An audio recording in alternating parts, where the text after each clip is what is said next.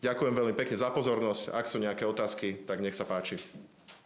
Ak nie sú, tak ďakujeme. Vidíme sa na ďalšej tlačovej konferencii. Ďakujeme. Dovidenia. Ďakujem pekne. Teraz je priestor na vaše otázky. Ďakujeme veľmi pekne. Ak v tejto chvíli nie sú žiadne ďalšie otázky, tak vám ešte prajem pekné popoludnie a budeme sa tešiť na ďalších tlačových konferenciách Hnutia Progresívne Slovensko. Ďakujem pekne. Ďakujem pekne. Teraz je priestor na vaše otázky. Ak nie sú, ďakujeme. Budeme sa tešiť na budúce. Pán premiér, prečo utekáte pred otázkami? A možno ten premiér neuteká pred otázkami, ale na základe tlačových konferencií opozície nadobudol dojem, že slovenskí mainstreamoví novinári otázky jednoducho neradi kladú.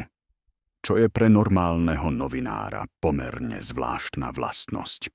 Ale keďže normálnosť okolo vás ani nešla, tak sa s tým netrápte.